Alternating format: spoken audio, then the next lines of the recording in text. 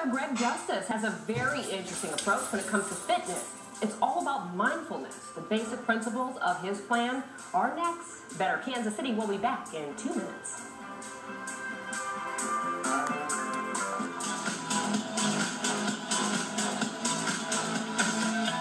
So when it comes to integrating fitness into your routine, it is not about what other people look like or are doing. Instead, it's all begins with you. There are 10 principles and 5 criteria that will really jumpstart your routine and benefit your entire workout and your psyche. Greg Justice, author of Mind Your Own Fitness, is here to tell us more about how to get on the right path right now.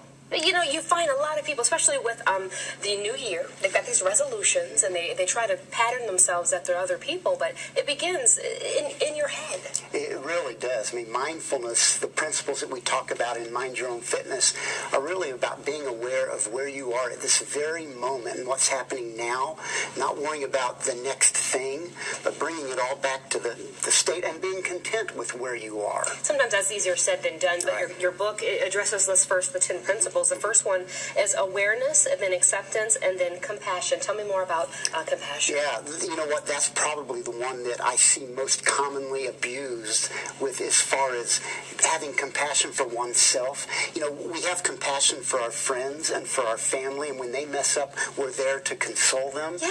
But when it comes to self-compassion, we don't know how to... We don't. We beat ourselves up. Mm-hmm. We can't forgive ourselves. We can't get over it, which limits our progress. You have to give yourself a break. Absolutely. It begins with self. Next up is invitation, non-judgment, and patience. Yes, those three. Interestingly, with the invitation, if you think about it, a lot of times we self-limit, which means we don't allow ourselves to go beyond a certain self-prescribed area. Mm-hmm. And so if we just open ourselves up to that invitation about possibility, we can go so much further. It makes so much sense, especially when you see it in print. It's like, aha. Mm-hmm. Next up on the list is practice, present moment focus, tolerance, and then validation. Why is validation so important? Well, I mean, if we can't come to the grips of who we are and validate where we are, we can't progress as a human being, really.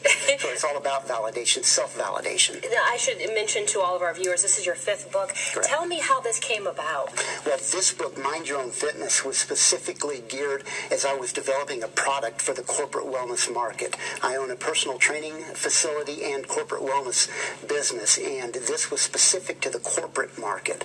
But as I delved into it and researched and put it together, I realized how much this is more about everybody as a whole and how we need to bring mind, body, and spirit together, not just in the corporate setting. That's exactly but right. in everyday life for all of us. And it's kind of like if you think about working out, you can do as much weight training, but if you don't balance it with cardio and eating well, then you won't get the results that you're looking for. Right. Mind, body, spirit is all about balance, about bringing it together, not focusing on an end result, because fitness is it's not a destination. It's a journey, a lifelong journey. I love that. That's a tweet waiting to be retweeted right there. Next up are your 5 criteria: quiet mind, yes, loosening and stretching out, the exhale, agility, and unity. Of those 5, which jumps out at you as something that people can do right now to get their day going? Well, it all starts with a quiet mind. And whatever time of the day it is, for me it's 4 in the morning. That's because there's no cell phones ringing. There are no cell phones ringing. There are no emails to answer.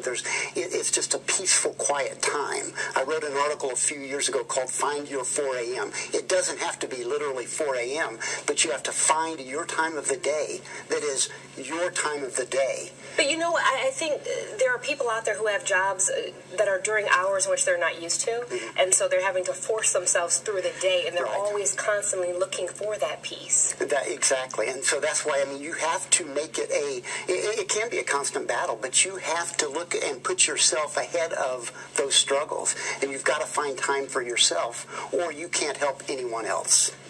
It's said from a professional. I mean, I couldn't say it any better.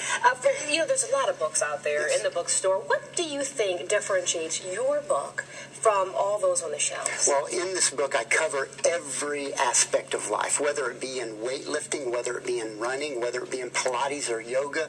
I mean, I cover the whole gamut of how to use mindfulness in everyday practice. I love it. It's like you're talking to you, and you, right? And her over there.